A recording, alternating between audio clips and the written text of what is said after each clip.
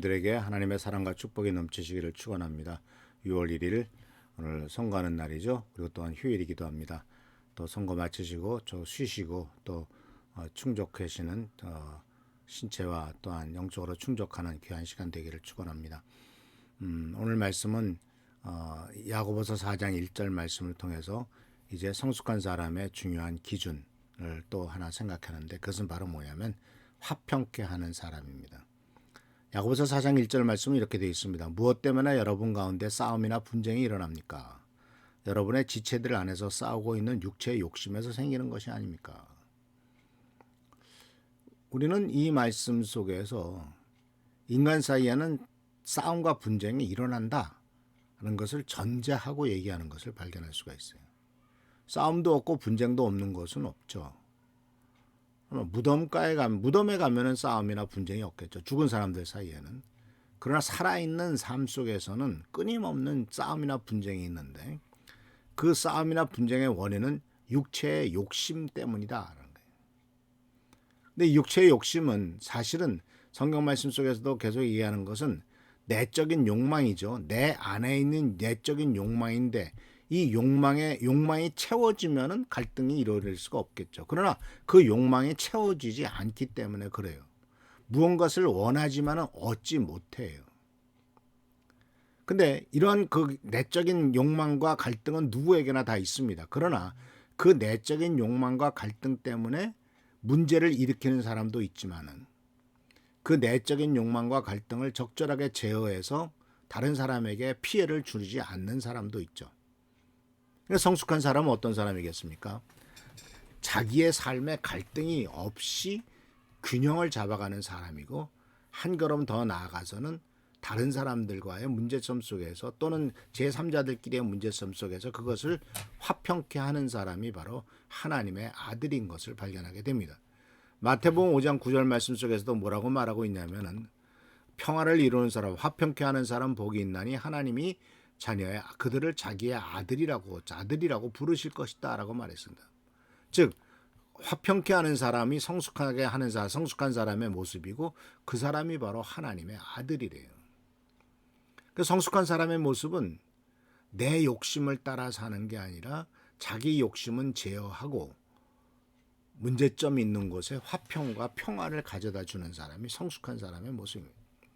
근데 사실 성경 말씀에 보면요, 특히 신약 성경 속에서도 이 고린도서를 보면은 고린도 교회가 굉장히 많은 문제가 있었던 것을 발견하게 됩니다. 굉장히 은사가 넘쳤습니다. 하나님의 역사가 넘쳤습니다. 그럼에도 불구하고 문제가 많은 것은 은사가 있고 능력은 나타났지만 영적으로는 미숙한 사람들이 많이 있었다라는 거예요. 어떻게 하나님의 은혜가 있고 역사가 나타나는데 영적으로 미숙할까요? 그런데 우리는 여기에서 하나님의 은사와 능력은 하나님께서 주시면 금방 받는 거지만 성품과 인격은 시간이 걸리는 겁니다.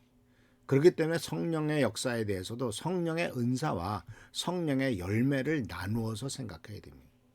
은사는 열매가 아닙니다. 열매는 사랑과 희락과 화평과 온유함과 온유와 이렇게 해가지고 9가지에 나타나는 그 열매는 공통적인 특징은 시간이 걸린다는 거예요. 그러나 은사는 하나님께서 필요하시면 지금 당장이라도 줄 수가 있어요. 기도를 통해서 병든 자를 일으킬 수 있도록 하신 것이 은사예요. 그러나 사랑과 인내는 성품이기 때문에, 열매이기 때문에 시간이 굉장히 많이 걸려요. 그리고 그런 일들을 이루어가기 위해서는 어쩔 수 없이 어떤 갈등이 있는 것이고, 그런 일로 말미암아 또 싸움이 생기기도 한다. 그런데 이런 모든 것들은 다 뭐예요? 어쨌든 분쟁이 있는 것은 미숙함의 표시입니다. 미성숙함의 표시다라는 것입니다. 그래서 많은 면에서 성찬의 문제나 은사의 문제나 리더십의 문제나 많은 문제에 있어서, 심지어 남녀 간의 문제나 이런 많은 문제에 있어서 고린도 교회에 많은 교회에 문제가 있었다는 것을 기억하고, 이런 것들은 동시에 우리들의 사는 이 세상에서도, 우리들 교회에서도 이런 일들이 생길 수 있다라는 것을 인정을 하라는 겁니다. 그래서 세상이나 결혼생활이나 관계나 직업이나 친구 사이나 성도 사이나 하나님 관계 속에서도 모두가 다 갈등이 있고 문제가 생기는데, 그 모든 그 갈등의 원인은 오늘 야고보서 4장에서 말했던 것처럼 바로 이기심, 욕심에서 생기는 거죠. 그래서 이렇게 말합니다. 4장 3절에 구하여도 얻지 못하는 것은 자기가 쾌락을 누리는 데 쓰려고 잘못 구하기 때문이다. 즉 미성숙한 사람들의 기도는 순전히 이기심이에요. 자기중심적인 기도예요. 나에게만 집중되는 기도예요. 이런 것이 바로 미성숙한 사람들의 모습입니다. 그래서 우리가 수요일이나 금요일 날 기도회 때 왜 기독자들에 대한 기도를 꼭 얘기하라고 하고 또 전화해서 찾아보라고 하느냐 하면은 이 이기심에서 벗어나서 내 가족과 내 문제만을 놓고 기도하는 것이 아니라 이제 성도들을 위해서 또 다른 사람을 위해서 기도할 때 그 과정 속에서 우리가 성숙해 가거든요. 우리가 언제 자랍니까? 자녀들을 키우면서 자라는 겁니다. 우리가 사람 정상적으로 성숙한 사람이 되는 것은 나이 들었다고 되는 게 아니고 결혼하면서 자녀들을 키워가면서 속 썩어가면서 그리고 또한 자녀들의 사춘기를 겪어가면서 또 자녀들이 결혼해서 살아가는 과정 속에서 갈등이 있는 것을 보면서 그것을 다 극복해야 하는 것을 가르쳐 주면서 우리들도 잘하는 거죠. 그래서 이런 갈등은 이제 잠언 13장 10절 말씀 속에서 이 교만에서 다툼이 나타난다라고 하는 이 갈등의 원인을 또 얘기하고 있죠. 교만에서는 다툼만 일어난다. 지혜 있는 사람은 충고를 받아들인다. 모든 갈등은 자아의 욕심 그리고 교만에서 나옵니다. 그래서 이 교만한 사람의 특징이 뭔지 아시죠? 자신이 온전하지 못하다는 사실을 인정하지 않아요. 자기가 죄인이라는 사실을 인정하지 않아요. 자신이 잘못할 수 있다. 자신이 완벽한 존재는 아니다. 라는 것을 인정하기를 거부해요. 이런 것들을 거부할 때가 이게 바로 교만한 겁니다. 교만이 모든 갈등을 일으키죠. 내가 무슨 말을 했습니다. 근데 그것이 내가 틀릴 수도 있어요. 내가 생각하는 게 100% 옳은 것이 아닐 수도 있다는 얘기예요. 아니죠. 100% 옳은 일은 하나도 없습니다. 인간이기 때문에 여전히 부족하고 연약합니다. 그래서 사랑하는 성도 여러분, 우리들은 이 교만하지 말아야 됩니다. 그리고 또한 4장 11절 12절 말씀 속에서도 뭐라고 말하고 있냐면 서로 헐뜯지 말고 심판하지 말라는 거예요. 재판하지 말라, 판단하지 말라는 거예요. 그러니까 갈등의 원인은 교만과 두 번째는 판단이에요. 다른 사람을 판단하는 거예요. 우리들에게는요, 판단과 재판의 권한은 주어져 있지 않습니다. 용서의 권한과 용서의 의무는 주어져 있습니다. 예수께서 말씀하셨죠.